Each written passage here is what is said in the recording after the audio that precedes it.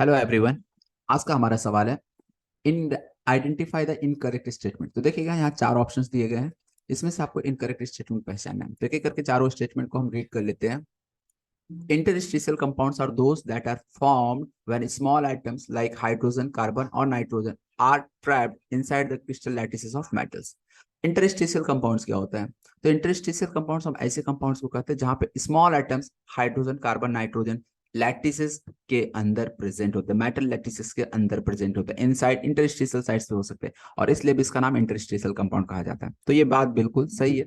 Interstitial compound ऐसे compound को कहा जाता है जहां पे स्मॉल एटम्स लाइक HCN, ये सारे एलिमेंट्स यदि किसी मेटल लैटिसेस के अंदर इंटरस्टिशियल साइट्स पर ऑक्यूपाइड है तो इसे हम इंटरस्टिशियल कंपाउंड कहा जाता है। ये स्टेटमेंट आपका ट्रू है। सेकंड ऑप्शन की बात करें, the oxidation state of chromium in CrO4-2 and Cr2O7-2- are not the same.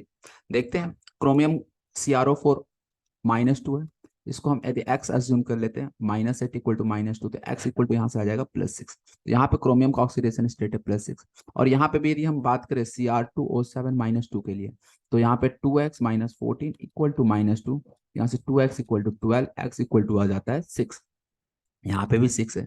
तो यहाँ पे तो ऑक्सीडेशन स्टेट क्रोमियम का जो है वो आपका सेम नहीं, आर नॉट द सेम, जबकि यहाँ पे तो सेम आ रहा है। तो इसलिए ये जो आपका ऑप्शन सेकंड है वो आपका इनकरेक्ट हो जाएगा। तो सिंपल सा क्वेश्चन था, यहाँ पे बोला गया था oxidation state not the same, लेकिन यहाँ पे तो सेम आ रहा है। तो इसलिए आपका जो सही आंसर हो जाएगा इस सवाल का वो हो जाएगा सेकंड। आंसर तो मिल गया, बट फिर भी एक बार देख लेते हैं आगे दो ऑप्शन।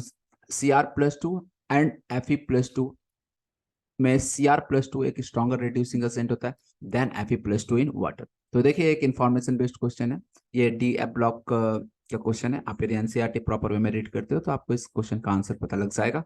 बाय द वे, जो क्रोमियम+2 होता है एक स्ट्रॉन्गर रिड्यूसिंग एजेंट होता है Fe+2 से। और लास्ट ऑप्शन जो है, transition metal and their compounds are known for their catalytic activity due to their ability to adopt multiple oxidation state and to form complex. देखिए, जितने भी ट्रांजिशन मेटल होते हैं उसे हम लोग ज्यादातर कैटलिस्ट के तौर पे यूज करते हैं, एज अ कैटलिस्ट उन्हें यूज किया जाता है। इसका रीजन क्या है? तो देखो, जब भी कोई रिएक्शन होता है ना, तो उसमें कैटलिस्ट का रोल क्या होता है? वो सबसे पहले एक इंटरमीडिएट बनाता है, और फिर यही इंटरमीडिएट क्या हो जाता है, अलग अलग स्टेज में जा सकता है, और ये आपका फिर अलग हो जाता है बाद में कैटलिस्ट। तो कैटलिस्ट क्या होता है? ऐसे सब्सटेंस जो कि रेट ऑफ रिएक्शन को बढ़ा देता है, इंक्रीज कर देता है without undergoing any change in itself. मतलब कैटलिस्ट जैसा था केमिकली वैसे फाइनल में भी आपका निकल जाएगा बाहर, बट ये क्या करता है? रेट ऑफ रिएक्शन को बढ़ा देता है। इसमें होता क्या है, कैटलिस्ट आपका अलग अलग ऑक्सीडेशन स्टेट में कंबाइन करना पड़ सकता है इनको, इसलिए ये जरूरी है कि जो कैटलिस्ट होता है वो वेरिएबल ऑक्सीडेशन स्टेट शो कर रहा हो, क्योंकि वो बहुत सारे इंटरमीडिएट कंपाउंड्स फॉर्म कर रहे होते हैं बीच के स्टेप्स में। इसलिए जरूरी क्या है कि उनका ऑक्सीडेशन स्टेट डिफरेंट हो, मल्टीपल ऑक्सीडेशन स्टेट का होना जरूरी है। और यही वजह है कि हम लोग ट्रांजिशन मेटल को ही एज अ कैटलिस्ट यूज करते हैं, क्योंकि यदि हम अल्कली अल्कलाइन अर्थ मेटल्स की बात करें तो वो आपका सिंगल वैलेंसी शो करता है, इसलिए हम उसे यूज नहीं करते हैं। तो इसलिए इस सवाल का सही जवाब की हम बात करें तो आपका ऑप्शन सेकंड जो है वो सही हो जाएगा। Hope you understand this question. Thank you for watching video.